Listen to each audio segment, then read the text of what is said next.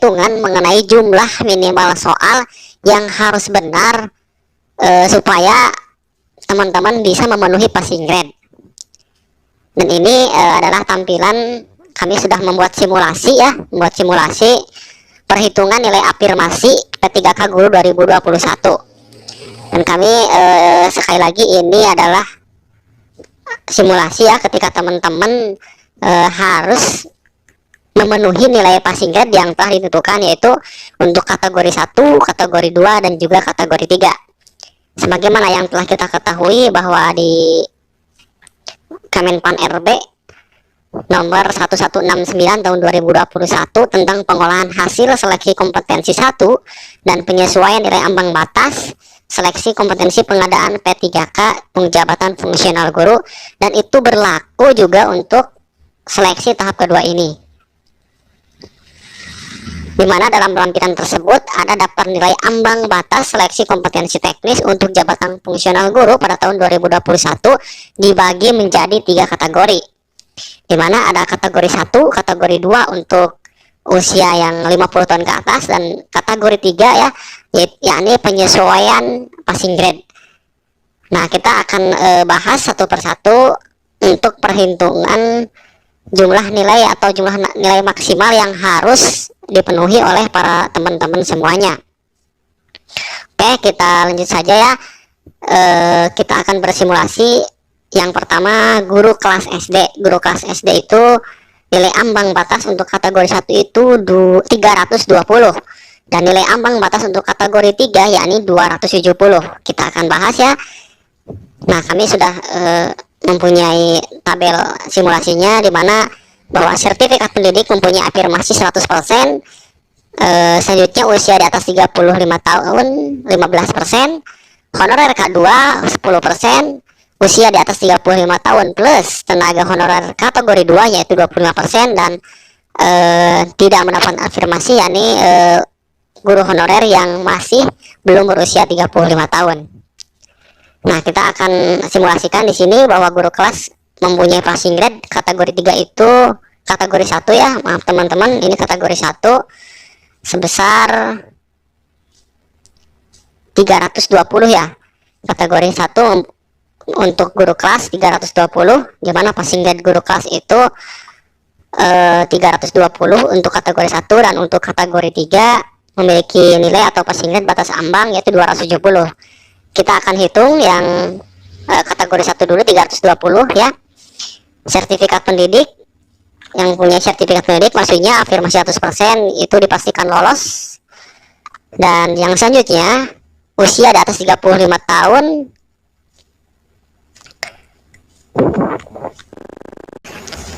dan selanjutnya afirmasi untuk usia di atas 35 tahun yaitu 15%, di mana teman-teman harus menjawab soal yang benar itu minimal 49 ya. Ingat, teman-teman harus bisa menjawab 49 soal ketika teman-teman ingin lulus di kategori 1 ya. Dan juga untuk honorer K2 10% afirmasinya, di mana teman-teman harus memiliki nilai 270 atau soal yang benar itu 54. Dan usia di atas 35 tahun yaitu 35 tahun dan THK2 ya, dimana mempunyai nilai 125 ya. Dan teman-teman harus bisa mengerjakan 39 soal yang benar. Dan ini untuk kategori 1, dan kita rubah sesuai dengan Permenpan RB untuk kategori 3. Kategori 3 yaitu passing grade-nya 270 ya. Oh ya, 270 ya, benar, 270.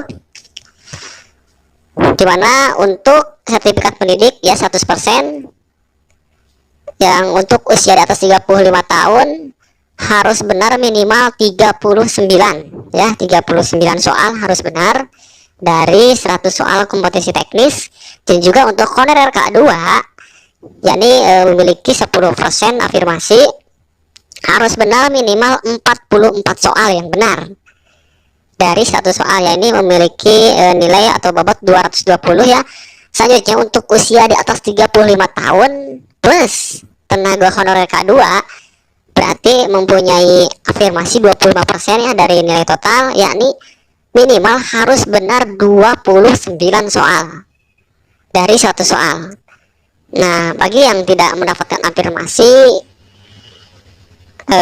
minimal harus benar 64 ya, dimana teman-teman yang tidak memiliki afirmasi sangat galau sekali ketika teman-teman di atas usia 35 tahun, terus teman-teman kategori 2 atau teman-teman bersertifikat pendidik mempunyai afirmasi, dan teman-teman yang usia di atas di bawah 35 tahun tetap semangat ya, tetap semangat dan tetap terus belajar.